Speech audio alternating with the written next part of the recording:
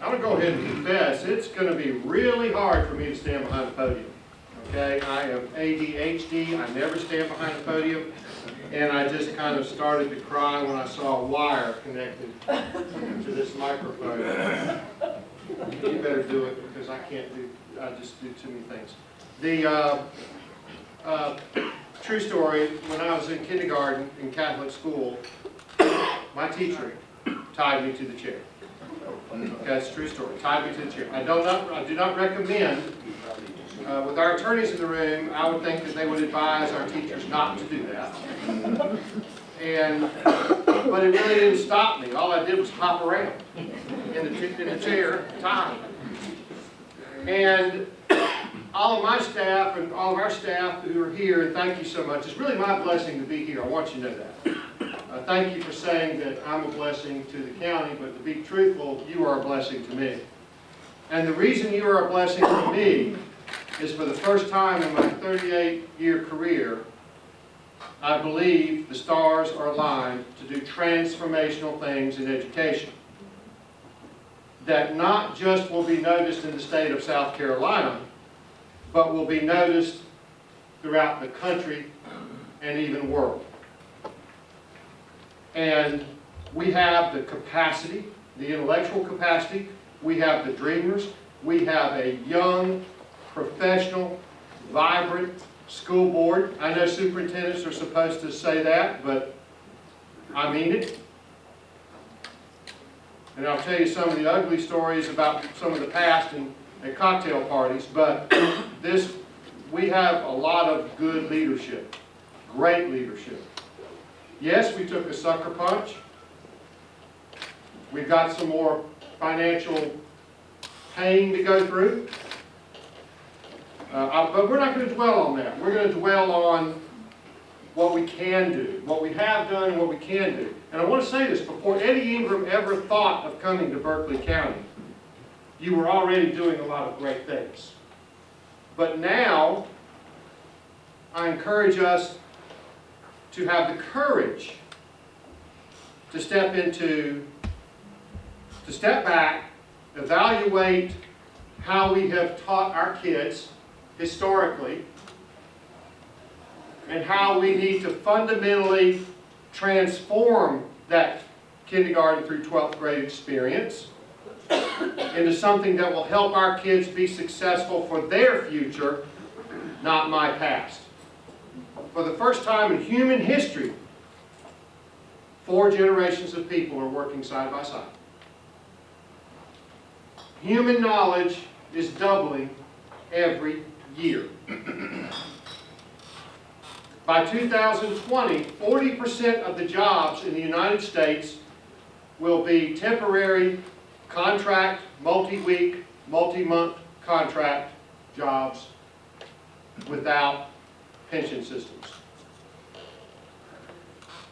I want you to think about that. We have 18 or so states in this country that are functionally bankrupt or approaching it, so defined pension systems are going away. Jobs are with particular skill sets that have been around for generations and decades are fading. And it's not just the blue-collar jobs, it's starting to bleed over into the white-collar world. 5,000 books a day are being published.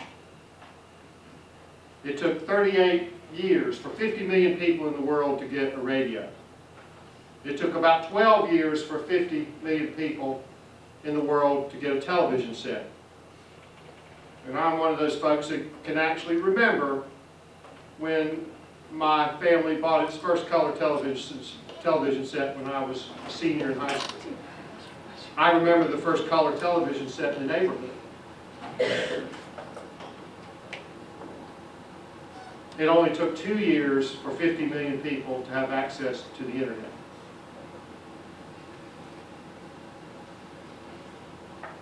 I have a more powerful computer chip in this device than the Saturn V rocket that went to the moon in 1969.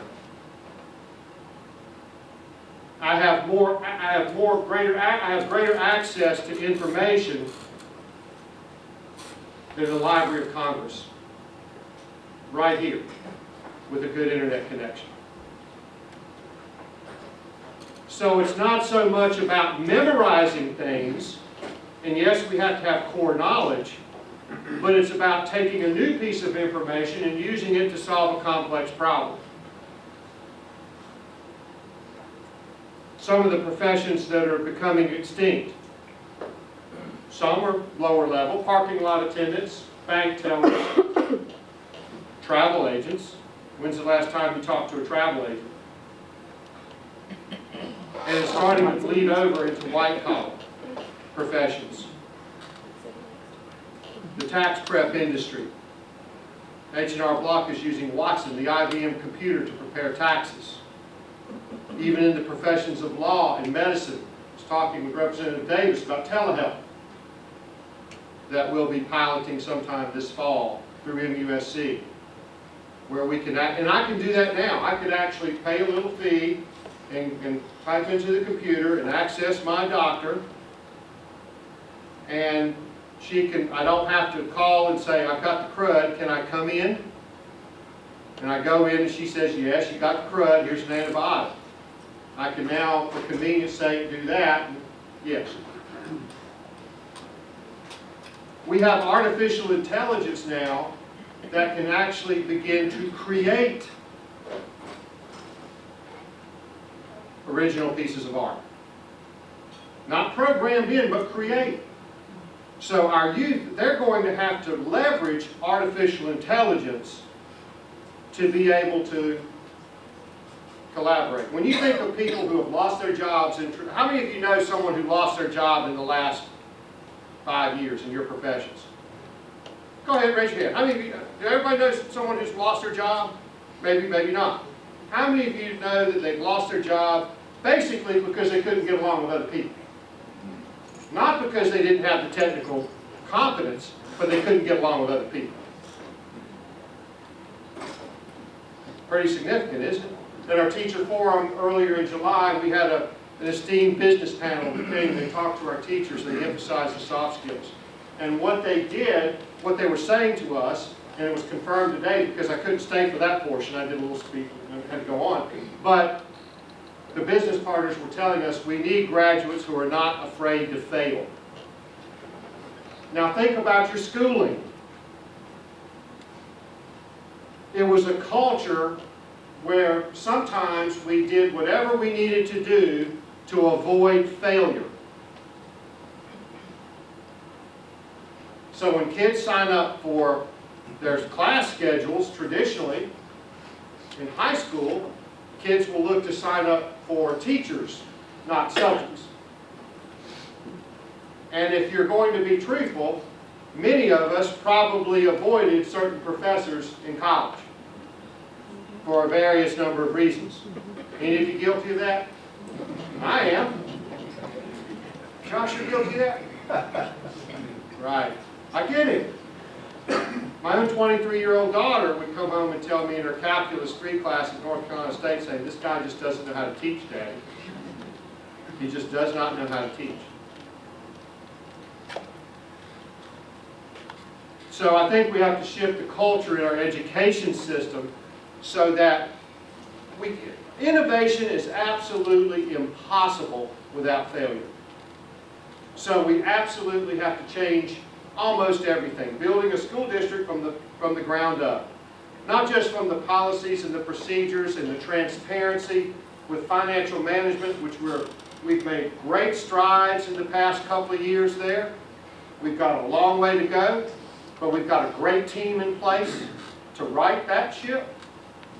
We're also going to have to fundamentally think about how we engage our kids. And great things are going on, folks. Great things are happening in Berkeley, and Eddie Ingram had nothing to do with it. And I walked into that, and that's why I'm so excited. So let me kind of get to the highlights of, let's see, this past year, right? That we're doing? Okay, great. 692 students completed our CTE programs. We have a mechatronics partnership with Nucor at Phillips Simmons High. That's good.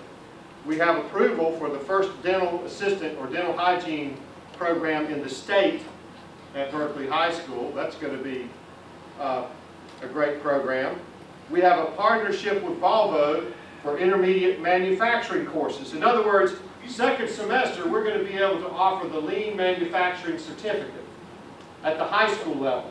Now, if a kid leaves high school and wants to go to Volvo or a like type manufacturing place, they may have to pay $1,000 or so to get that lean manufacturing certificate from Trident Tech or somewhere, but we can get it to them for free. Now, the Volvo, I talked with Jeff Moore, the CEO, and we went on the tour, and I'm thinking they've got 1,000 people hired now. They're going to hire 4,000 more. They say to me, we have a good workforce now for 1,000. The question is, will we be able to provide 4,000 more? Now, if we graduate 2,500 kids a year from Berkeley, so 10 years, 25,000 graduates, 15 years, 34,000 graduates. My dream is that Volvo employs, every single employee becomes a graduate of Berkeley County Schools. We have more than enough graduates to go on and do lots of great things, but if we've got one of 7 Volvo plants in the world, the only one in the United States, and only 200 of their thousands of employees came from Berkeley County Schools, then that's shame on me, quite frankly. Our graduation rate ticked up from 80 to 83%. Folks, that is an insufficient number. I'm not talking about the number, get them to 100%. I'm talking about what happens 5 years after they graduate. Look, it's easy to get a high graduation rate. I've seen how it can happen firsthand. You just graduate them. If you kick enough kids out of school before they get to high school and dump enough kids in adult ed, you'll get a high graduation rate and you'll be patted on the back and even praised. It's not enough. It's not enough. And when I have a kid that says, if this doesn't scream urgency, I don't know what does. We have a kid at one of our high schools at the Charleston Arena last year, speaking from the heart. I didn't prompt him to say it. He said, to be perfectly honest, I don't know many of you. And a lot of us have no idea what we're going to do next. So, I talked to Mr. Jackson, and one of his goals is going to be to work with our guidance counselors and build a culture in our schools that we're going to have conversations with our kids. And next year on the 3 graduation days, is it 3, Dion, or 4? 3, 4, 3? 3. No senior should, when I ask them, what are you doing next, should tell me, I don't know. We should all help them develop a plan.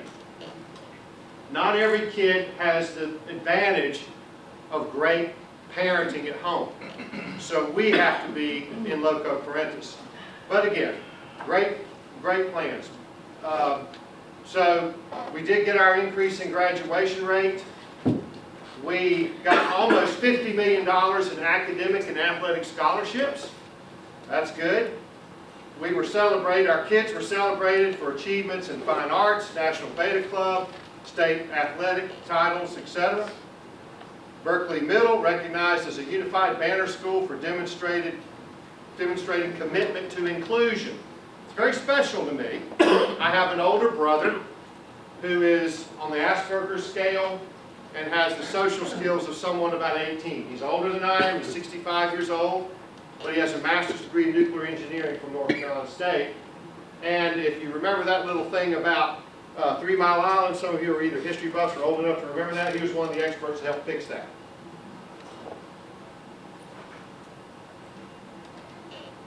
But yet, often in school, he was excluded. And had it not been for supportive parents and a little brother who really functioned as his bigger brother, that's something I have to kind of still at 61 years old, I try to understand that. How was I really his big brother? But I really was. But now, thanks to the leadership of Dr. Kelly Wolf and Exceptional Children, we have great inclusive programs. Every single human being, child, is worth our attention to help them maximize their potential and not become a data point. Those are not my words, but your school board's words as we started mapping out goals based on core values.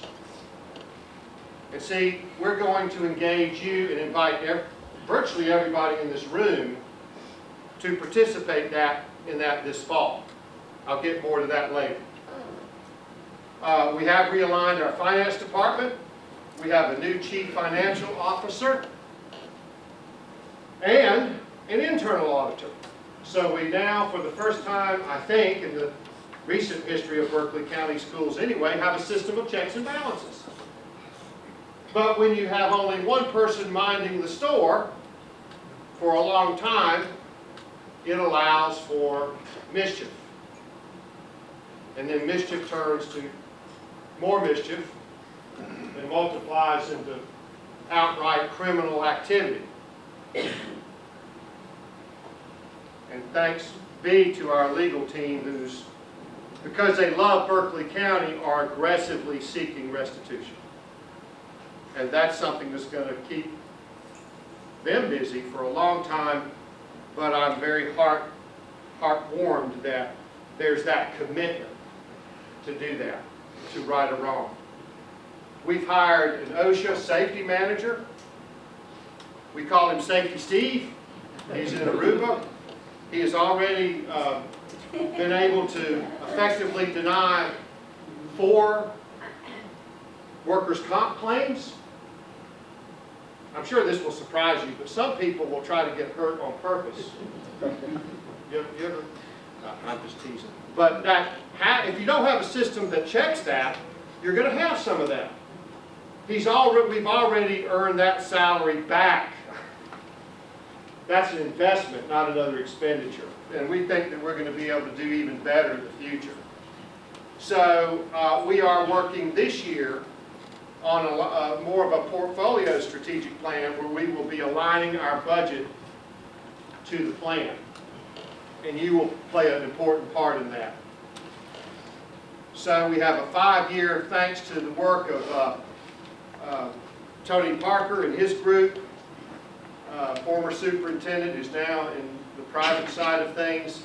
We have a very robust 5-year capital plan that is second to none in this state and probably second to none in many regions of the United States because it is sophisticated, it is built on data, it is electronic, it will be able to be updated quarterly so that it will not become a binder that sits on a shelf for 12 years. Oh, where was that plan? Let's go look at it. Because things are changing so rapidly, because we're growing about 800 kids a year. Right now, we've had to triage King Bay Middle because we've got close to 1,200 students.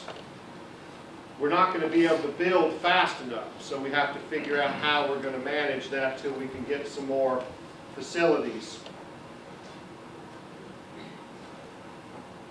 We did for safety. Safety is our school board's top priority, and I applaud them for that because all of us, or many of us, are parents. And I've got 3 daughters and a granddaughter. And when my granddaughter goes to school next week or the week after up in North Carolina, if she comes home with 9 fingers instead of 10, or if she comes home less whole than she left, then any other thing that happened that day really doesn't make any difference, does it? So the board is committed to safety. So we have a clear bag, no bag entry procedure for varsity football. We have medical crisis response kits from North American Rescue, and the kits are designed for SROs. And we have completed the school storefront installation project. So you have to be identified in order to get into the school. We have to do a better job of actually using those systems, but the systems are in place. Now that's not going to keep anyone completely safe. That system had been installed in Sandy Hook just days before Adam Lanza shot through it. And having worked with someone in North Carolina who attended that school, it was very emotional. And she described to me the floor plan But I want you to know this, in case you don't. School folks, we are trained to go to trouble. It's like we're conditioned. I mean, I was in high school, high school, so if there's a fight, I'm going to the fight, not running away from the fight. So that's why the principal was among the first to be shot and killed at Sandy Hook, because she's trained to go. She hears the commotion, she goes to the trouble, boom. So we're, the sheriff and I, Sheriff Lewis and I, have great rapport, and we are working to do many, many things proactive. And you should be proud of Sheriff Lewis and his staff. We had an internet threat that came in the Bay Area last year. And so I went to the middle school. The lockdown procedures were very effective. I couldn't get into middle school. You heard it? I couldn't get into middle school. I have my badge. Look, it's me.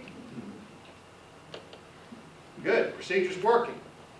And within 24 hours, the perpetrator was caught, handcuffed. Dwayne even took a picture and put him on the internet for everybody to see. So you should feel good about us using our resources to keep our folks safe. Hundreds of crisis drills in our schools, active shooter drills. Prevention is the best way to fight school violence. Prevention is always better. We're adding a couple of additional SROs at some of our bigger schools, hoping to add a little bit more in our security office as well. Philip Simmons High School opened last year. We will have our ribbon cutting for Bowens Corner Elementary on the 18th of August in Fox Bank. The 19th, 3 o'clock, Saturday, I guess, for Bowens Corner, Sunday for Fox Bank. We're going to open and meet students August 20. Those projects are coming to fruition. In fact, Bowens Corner is being inspected today by the Office of School Facilities. We do not anticipate that any problems there. There are always punch list items, things like that, but we do not anticipate not being able to open that. And if I hear something different, somebody's liver is going to get pulled out. But at any rate, that's a little bit stressful when you try to open a new school. Facility staff will begin executing the master facilities plan.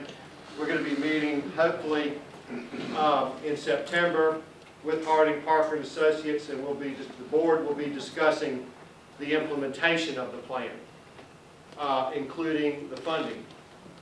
And that's not my call. Okay? Veteran superintendents, professional superintendents understand this. And I talk with Ashley, our comptroller, all the time.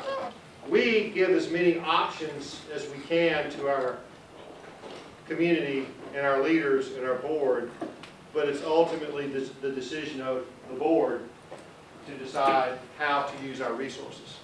We make recommendations. And when I mentor young superintendents across, well, a couple of states actually, mostly informal ways over the phone, that's what I encourage them to do. Don't leave your ego checked at the door, please, and bring people together and recognize and respect the great people and the culture that you're working with. Because my wife will tell you, well, she won't, she might, I've never really had an original idea in my life. My best ideas have come from other folks. Some of us are smarter than one of us. Everybody in this room collectively has greater wisdom than any one individual. I really believe that. I really believe that.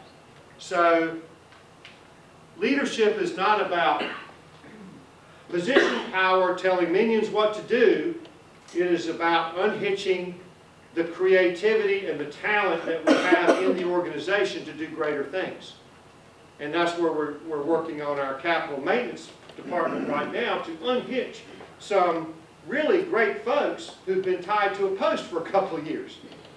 We don't need to have a couple of really talented guys changing light bulbs because somebody didn't like it. It's crazy. We're going to fix all that. I'm done already? Oh, no, I'm not done. I'm not done. I'm never done. Everybody can talk. I want everybody to talk. We're reading this book. School board's reading it. Our design team, our principals, our cabinet. What School Could Be, by venture capitalist Ted Dintersmith.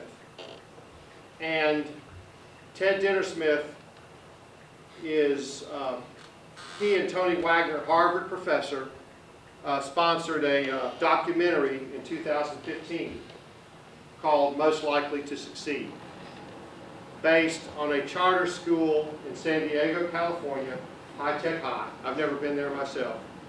I've sent a couple people out there, here and from other places out there. And they have more kids that go to Stanford than any other non-legacy high school in the greater Southern California area. And it doesn't mean that we have to make all of our schools like High Tech High, but we're going to have a screening of that film.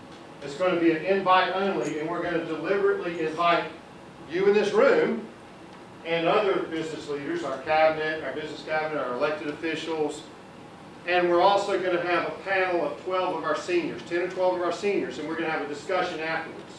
And we're going to be asking them, do you feel like that we have prepared you for your future? That's something that we seldom do. We don't ask kids. We need to ask the kids. And then from that group, depending on how many choose to come, if you would like, I'd like to have a group of maybe 100 where we will constructively, intentionally devise collaboratively skills that Berkeley County schools and the Berkeley County, greater Berkeley County leadership community thinks that we should be teaching our children. School board will be collaboratively involved. We're deliberately going to hold the film on a Tuesday night that's off of board meeting so that it'll meet their schedule. Because they want to listen to you. Now, I don't know if they've got their mission statement yet, but I want to go back to what I just said. The school board, based on their values, collectively said Tuesday night, and this is the gist, I don't have it memorized because we're still wordsmithing it, I got to get you to help, that we want to maximize the potential in our students without relegating or viewing them as a single data point.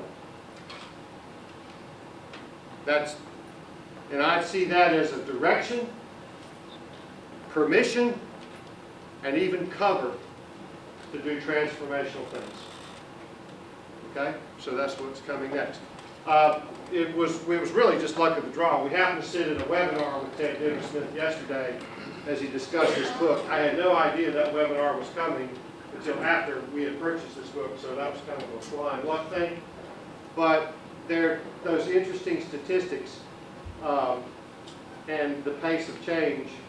And he just went to, and he was in Vermont earlier this week because we follow each other on Twitter. And he was meeting with 200 college admissions people. And he's funding, because he's a venture capitalist and he has more money than the United States Treasury, he is funding pilot innovative admissions practices at the University of Texas, the University of Vermont, and Virginia Tech. And recently, in the past few weeks, the University of Chicago has eliminated the SAT or ACT for admission. Wake Forest University hasn't required an SAT in probably 10 years. Their medical school, the Bowman Gray School of Medicine, teaches all their medical students through performance-based tasks. So I'm really more interested in what kids are able to do as opposed to how good they are at taking a standardized memorization test. And for those of us that were pretty good at that, we have been able to thrive a little bit. We've been able to navigate our educational system to prosperity a little bit easier, maybe. Because look, we need our high-powered engineers, lawyers, doctors. That's never going to change. But when I've got several industries right here that pay very good wages and can lead to life of prosperity that will improve our learning practices or our earning power and improve our economy, I would be an absolute idiot. I would fire myself. You don't have to fire me. I will fire myself if we don't have a significant number of our graduates working in these industries, making good livings. So we have to raise the floor and the ceiling. So we need to do more for our top, more for our low, and we cannot forget the magic middle. That's my mission. Now, one of my passions is probably coming from a couple of things. Number one, I'm the son of an IRS auditor. Okay? So I got my personal financial literacy education from him. He was part of the World War II generation. I usually talk about my mom, who could swear profusely in 3 languages, but I've talked about her ad nauseum. But my dad was a trauma-stricken World War II vet. He was a member of the CID, which was a precursor to the CIA. He was in the Philippines, and he interrogated Japanese prisoners through an interpreter. And up until just weeks before he died, every time there was a really loud noise, he'd cover his head. I mean, it just scarred him for life. But he was very meticulous about his finances. And I think about my math education. I haven't factored for a polynomial since I took algebra in high school. But I use statistics, probability. I studied compound interest, mortgage, everything. Retirement planning on a daily basis. And only 5 states in this country require financial literacy as a standalone course required for graduation. Now, with all due respect to Celeste and your state colleagues, Representative Jefferson, up there, I knew you were sitting up there. I would urge us not to wait for the state. Berkeley County can decide that we're going to require financial literacy before you graduate from high school. And then, with my good friends at the bank, we plan to do a little research. And what will be the buying impact over time of that education that we give our kids. Now, just saying, because I can't be the one to say, we got to have this. This is your decision. But when we have 47% of adults in the United States that if they had an unexpected $400 expenditure would have to either sell something or beg or borrow from friends and family to pay it. 47% of adults in the United States, according to the Federal Reserve Board. And I have to talk to my adult children constantly and convince them, I am not your pension plan. You understand, Ray? You got kids going, I mean, we are not, they really don't leave the payroll, Ray, I hate to tell you that. They really don't leave the payroll. I know you're looking for that, but they really don't. But I'm trying to convince them, my estate is not going to provide for your retirement. It's not. And would somebody please explain to me why that is not a math standard? Representative Danny, can you explain to me why that's not a math standard? No, you can't. But you see, I mean, what if we, and I'm not trying to embarrass the legislators, that we mandate these tests and things like that, but suppose some of you took a standardized test, 5th grade or 12th grade standardized test, and published the result in the newspaper. You might begin to think differently. We have to start. It's no mistake why we have a teacher shortage. We have thanks to the hard work of Dr. Karen Whitley, and not just Karen, but all her staff, principals, everybody. It's a team effort. We have less than 50 teacher vacancies, but for 47 schools, that's not bad. I talked to a childhood friend of mine who's the board chair in my hometown, Elizabeth City, North Carolina. They have less than 6,000 students in their district. They need a superintendent. They need an assistant superintendent. They need a principal of their flagship high school. They have 96 teacher vacancies, and they're going to open school in a week. The country is replete with a teacher shortage. I was at Wampee. Ray can back me up if y'all don't think I'm telling the truth. But when I said we've got to stop hammering teachers with standardized test scores, spontaneous applause. Standing ovation. I don't know if they're standing. Now he's stretching it. Okay? And then when I spoke at the Republican breakfast last Saturday, other than the polite applause at the end, when I talked about requiring financial literacy as a grad requirement, applause. Now, I don't know about you, but that kind of sends a signal to me that we might be on the right track. But Utah started the trend in 2008 with the requirement for financial literacy as a standalone course for all students, not just in CTE, not just as a unit in economics class or civics class, but a focused course in personal finance and literacy before you even get to business management for all kids. Then Virginia, Missouri, Alabama, and Tennessee. Those are the 5 states. But we don't have to wait for the state. We could make that a local graduation requirement if you choose. And I'm also smart enough to understand and mature enough to understand if our citizens decide, well, I don't think we're ready for that just yet, I'm good with it. I'm just trying to present the case that we need it. Oh, by the way, I forgot to tell you, this is completely, it's going to change finances. In 2 years, there are going to be 10 million driverless cars on the road. In 2 years.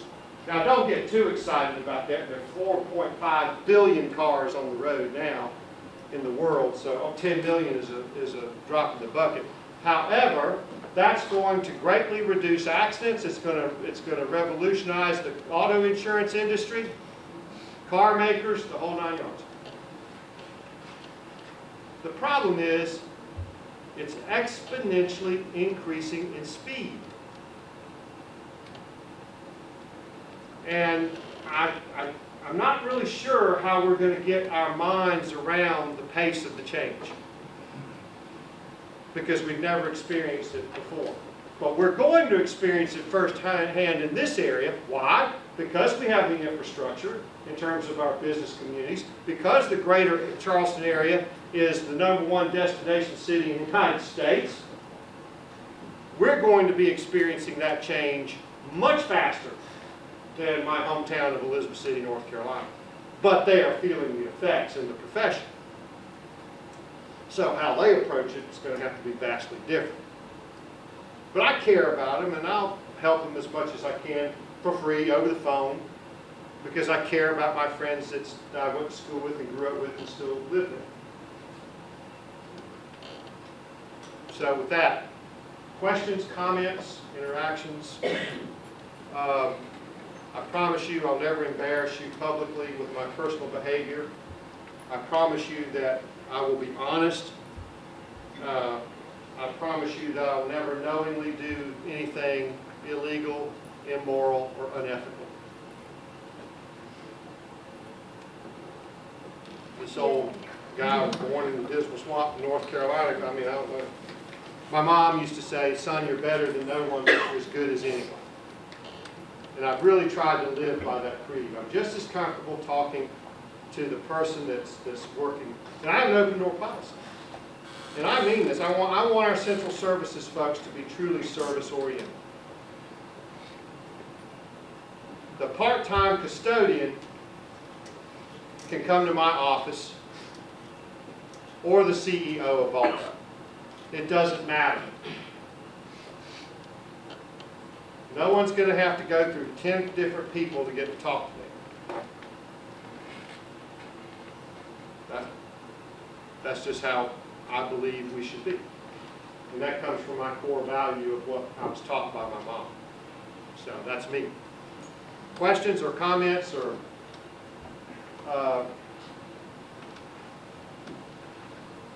even if you want to say, God, that's the dumbest thing I ever heard you say. I mean, that's fine.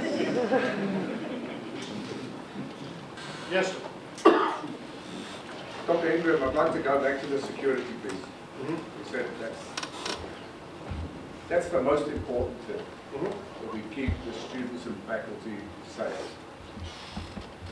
And specifically, the most important thing within security, I believe, is the threat of active shooter. So what is Berkeley County doing to counter the concerns of active shooter threat on campus? Specifically, we have active shooter drills in our schools where law enforcement comes in.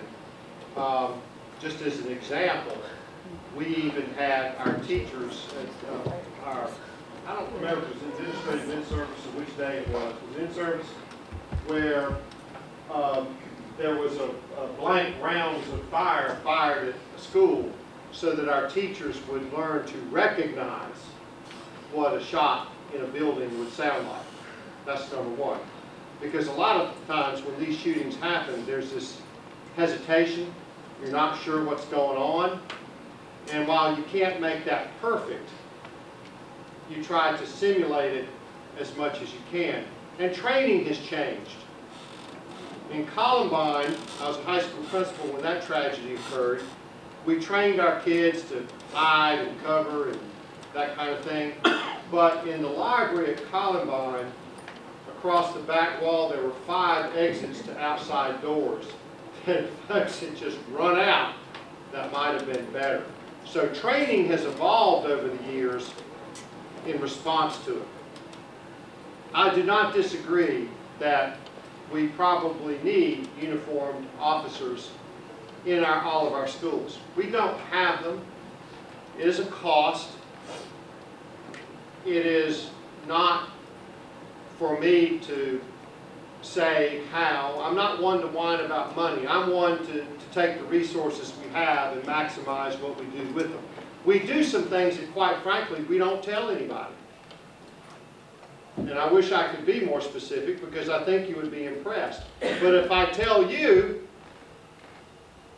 I'm telling people that might want to do us harm. So it's like our capital facilities plan. We wanted to get it out there. We want to show the public, man, we've got this great thing going. Oh, wait a minute. Do we want floor plans on the World Wide Web? So I'm a little bad guy sitting in my cellar looking at the internet saying, I can get in this school over here, over here, over here, over here, over here, over here. Yeah, so we got to be careful. But I still believe the proactive anonymous reporting, I would rather chase 1,000 rabbits. I said this publicly when I was in North Carolina. You can look it up on YouTube. I would rather chase 1,000 rabbits, false claims, and they turn out to be false, than one claim that we ignore or don't pay attention to, and then something horrible happens. It may not answer your question, but uniformed officers, it does make a difference, but then it's the quality of the person in the uniform, just as it's the quality of the superintendent sitting in the chair, the quality of the teacher in the classroom. Well, there's quality, because in Parkland we had the person that I guess it was SR, what was it? He actually, or she didn't go to the trouble, kind of stayed away from the trouble. We don't need that. But I firsthand seen, there was a North Carolina example. While I was a superintendent visiting a middle school, we had a marked car out front and a uniformed SRO, and I saw a parent. Parent wasn't coming for, I just happened to be there. It wasn't for any particular reason. I saw an angry parent get out. You could see the body language. Walk by the marked car, calm down almost instantly. So I think that presence makes a difference, but there's a cost involved. I think it's both naive and irresponsible to think that the SRO is the solution to It's not the solution, and I'm sorry if I gave you that impression, but you're right, it's not one answer. It's not one simple answer. It has to be a myriad of things.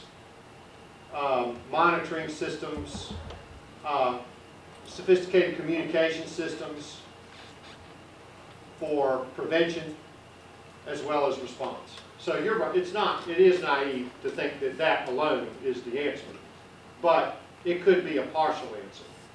So I apologize if I gave the impression that I thought that was the golden egg that fixed it all. I know that it's not. But I would love to hear your ideas. Watch Good Morning America next week and see what Charleston County School District is doing.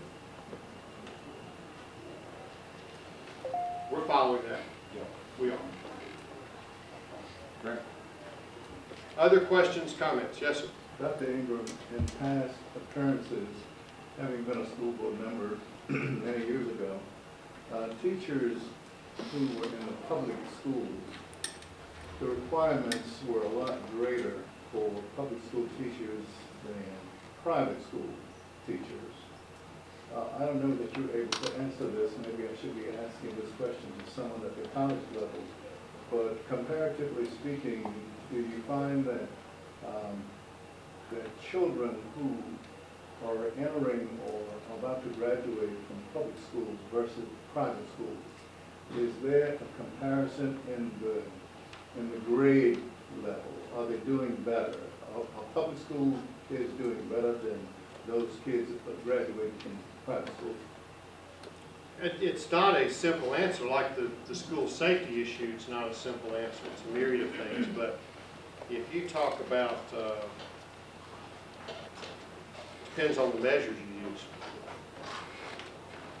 If you were to read a copy of Ted Dintersmith's book, you'll see that 56% of charter schools in the country don't have any significant difference in student achievement than others. And there are ways of, our traditional accountability measures, quite frankly, are dependent on standardized measures that are too easy to gain. And it's not a very complete picture of what a student is able to do anyway, or a person, human being.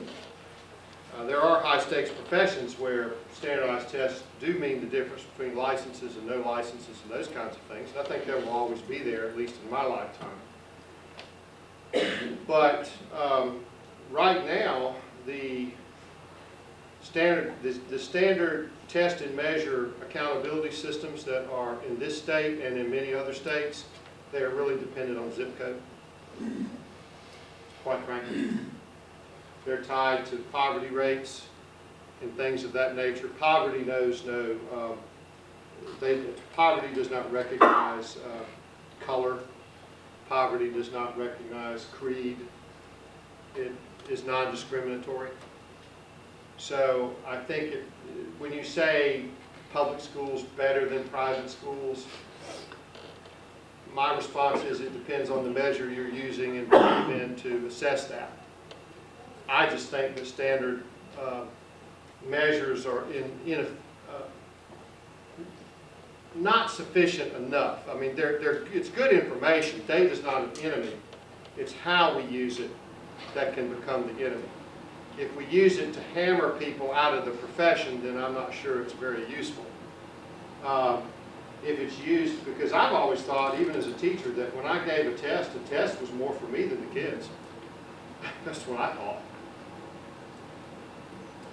So because it would help me assess what I might need to reteach, it may make me reflect on even a conversation like this one. You know. So I think that's my answer. When I worked in the State Department in North Carolina, I was part of shutting down some charter schools because they were just not doing good things for children. Not at all. They were startups that were, at least in the case of the example I'm thinking of, it was a startup by someone who was trying to get jobs for all her buddies and family members who didn't have jobs, quite frankly. But that's not to castigate all charter schools, because we can charter a school within our district if we want to. got a question, Dr. Ingram. You mentioned about high school students being able to have a certificate to enter into the workforce so they can earn a decent wage. And I think that inclusive for all the high schools in Berkeley County, or is that just some of the high schools that will be offered under this Berkeley County? I can't remember the exact locations, but the goal is to get it everywhere. Good. Or to make it accessible to every kid. Can you repeat his question? Oh, I'm sorry. Repeat the question. Oh, no, repeat his question. Oh, my question was, when it comes to offering high school students a certificate to enter into the workforce, would that be offered to all the schools in Berkeley County? Okay. I'm sorry that I didn't use that other word. No, sorry. Well, what it is it's not so much that we could, it wouldn't be at every single location, but every student would have access to it. That's one of the challenges that we have in public education. It would be great, for instance, to have an auto shop program at every single location. The reality is it's so expensive. And then it becomes somewhat geographical, so it does challenge rural areas that where we haven't figured out the technology to do the Star Trek beam me over this school in 2 seconds. It's still a transportation issue, so that's still a conundrum. But the goal is to have everybody to have access to it, that sort of thing. So, but what I found from a practical standpoint, Mr. Pinckney, is that kids rather stay in their school. Absolutely. So they don't want to get on a bus and go to another school somewhere. They want to be with their friends. They want to be with their teachers. They want to be in their community, and they will take whatever they have at that particular school. But that's a challenge. Now I think we manage it much better than we used to because of technology. But again, as my friend says, that to offer that as the only solution is naive. It takes a series of things and plans to achieve what it is that you want to achieve. But the exciting thing is that we are able to, what you're going to see in the future is credential stacking throughout kids' lifetimes in order to go to the next thing. So Warren Buffett, for instance, isn't really worried about the jobs that are going away because he studied it in his 87 years, and he will recall, well, when the tractor came along, well, that changed farming. It was just a series of evolutions and innovations that caused us to do things differently and do different things. So a theme that's in this book that I think is quite challenging is instead of doing things better, we need to do better things. So, but in order to do that, we have to challenge our assumptions. And that's pretty hard to do. Even for very open-minded people, it's very hard to challenge our own assumptions. I have to check my own assumptions sometimes, you know? And I'm paid to challenge assumptions. So it's hard for human beings to do that. So, good question though. They're all good questions, thoughtful. Other questions, comments?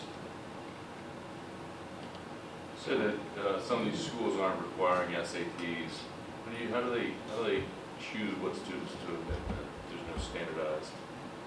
Well, it's a, you know, even my own daughter, when she was going to school, thought that her class rank made a difference. I mean, she really did. But if you're looking at a major university that might have not only applicants from all over the United States, but from 130 countries, how do they, we can't be so narrow in our thinking that everybody's going to use the same types of metrics in their own different school systems across the country and world. So a place like and I'm more familiar with the University of North Carolina, forgive me, but 32 years was spent up there. Chapel Hill, they have students from about 130 countries, and a student from every state in the nation. And some states, even in our own country, don't rank students. They don't have class rank. They don't have grade point averages. You know, what's an A at Berkeley High School may even be different than an A at Philip Simmons High School. So it really has to be a case-by-case evaluation of that particular transcript. There is a consortium that has started, and it's being piloted in elite private high schools called Mastery Transcript. It's headed by Tony Wagner, Harvard professor, and they're looking at not grades traditionally, but a narrative of the things that a student or an applicant has accomplished and done. So, for instance, an admissions counselor will say things, and I used to kind of elbowed my daughter when she said that, and she went, "Shut down," because I was kind of saying, "I told you so." The admissions counselor would say, "Now look, if you want to get a letter of recommendation from Representative Jefferson or Davis, you only have to get one. You don't have to get the entire General Assembly to write you letters. Because we're not looking at 100, we're looking at one." Okay? So it's not an exact science, but it's more a holistic look of the entire kid. And that's being studied, thought out, and some breakthrough ways of measuring other than easily graded, standardized bubble sheets and that kind of thing is starting to emerge. So, quite frankly, I think that's overdue and exciting. One of the smartest guys I ever met was my best man at my wedding. He's a high school graduate. But, you know, I had trouble with a washing machine one time. He had never seen it. He talked to me on the phone, and he told me how to fix it. And I couldn't have dreamed how to do that. High school education. And he did well for himself, but it wasn't because necessarily of the traditional schooling. Plus, when you look at today's high schools, they're still, by and large, built for the Industrial Revolution. So you go from math class to English class to science class. But see, who in the practical world uses those subjects in isolation? We don't do that. We use them. And then we also have to talk about our moral compass some, because, you know, if we produce a really bright engineer, are we producing someone who wants to build a bridge, or are we producing someone who wants to blow one up? Quite literally. I mean, that concerns me. And I can't tell you how many times that I recall, I got chills just talking about it. When I was in HR years ago, I literally came across an application from Tim McVeigh's sister. Now, she didn't blow up the federal building in Oklahoma City. Her brother did. And I'm going, oh, this. And it was who it was. And just the thought of it just. So when I think of our kids that walk across and graduate, are we graduating kids with a healthy social and emotional efficacy and the belief that they could do more and better? Or are they going to use their intelligence for sinister things? And I think we have a hand in that. And see, with the standardized testing push, test, drill, standardized testing death march, if we want to call it, we have lost sight of these other things that I think are just as important, and in some ways maybe more important. Because we're just a mirror of our society. Northeastern High School, 1974, I'm a junior in high school, and some of my buddies are carrying loaded shotguns in the hall to put in their locker. Why? Because they were afraid someone would break in their truck and take it off the gun rack. They weren't going to shoot anybody. And many a time, a teacher would be opening a package and I'd pull my pocket knife out and help open the box. But again, it goes back to our moral compass in society. And I think sometimes schools, we pay a little more attention to that, and we kind of lost sight of that because we were so focused on who could score what on some test to get in this college or that college and that kind of thing. So that's what worries me, because the truth of the matter is, when we graduate kids, we're graduating our scholars and we're also graduating prisoners, future prisoners. I mean, we've even sent staff members to jail to teach kids. I think we need to do a better job of teaching kids, not test-taking skills.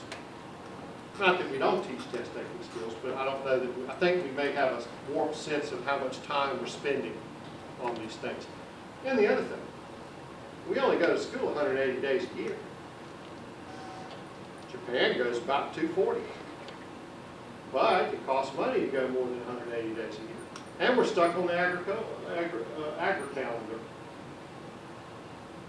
There is documented summer learning loss. How many kids go home with print media at home where they read books? My wife's a social worker. I've been in many a home where you couldn't find a book in the house or trailer or wherever they lived. Couldn't find a book. Vocabulary development. Gentleman's one of my mentors, Dr. Carl Harris, former Superintendent Durham, former Deputy Secretary of Education when Arnie Duncan was the Secretary of Education. He's the son of a sharecropper. And he said, I didn't have a good vocabulary. I had to really work at the vocabulary that I got.